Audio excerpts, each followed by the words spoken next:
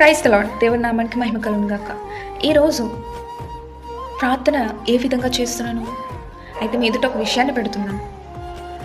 ఒక దేవాలయంలోకి ఇద్దరు వ్యక్తులు ప్రార్థించడానికి వెళ్ళారు. అయితే అందులో ఒకడు పరిసేయుడు, రెండోవాడు సుంకరి.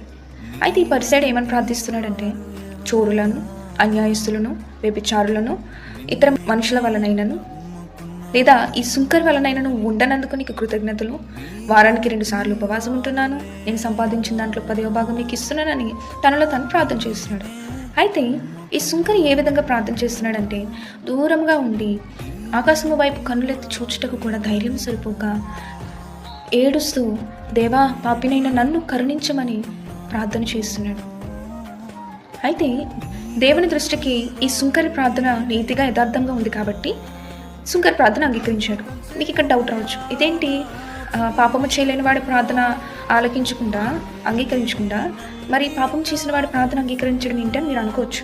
అయితే దేవుని లేఖనం ఏమని సెలవిస్తుందంటే, నీతిమంతుడు లేడు, ఒక్కడును లేడు. నిజమే, ఈ లోకంలో ఎవరు నీతిమంతులు లేరు. కాబట్టి ఈ పరిసేయుడు కూడా పాపం చేసి ఉంటాడు. అయితే వీరిద్దరూ పాపులే, కానీ దేవుడు వారి పాపాన్ని చూడలేదు, కానీ వారి యొక్క ప్రార్థనను చూశాడు. ఈ సుంకరి తను తాను తగ్గించుకుని ప్రార్థన చేశాడు. ఈ పరిసేయుడు ఏ విధంగా చేస్తున్నాడు?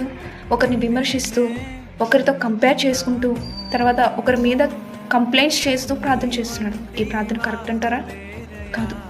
ఎందుకంటే తన్ను తాను తగ్గించుకునేవాడు హెచ్చింపబడతాడు, తన్ను తాను హెచ్చించుకునేవాడు తగ్గింపబడతాడు. ఈరోజు మన ప్రార్థన ఏ విధంగా ఉంది? మనుషులు చూడాలి, మనుషులు వినాలని చేస్తున్నావా, లేదా దేవుడు వినాలని ప్రార్థిస్తున్నావా? మన ప్రార్థన ఇతరులతో కంపారిజన్ ఉండకూడదు. ఒకరి మీద చాడీలు చెప్పే విధంగా విమర్శిస్తూ ఆ ప్రార్థన కరెక్ట్ కాదు. మనల్ని మనం తగ్గించుకొని సుంకరి వల్లే మనం ప్రార్థన చేస్తే ఆ ప్రార్థన నీతిగా యథార్థంగా ఎంచబడుతుంది. ఈరోజు మనము సుంకరి వల్లే ప్రార్థన చేద్దాం. ఆమేన్.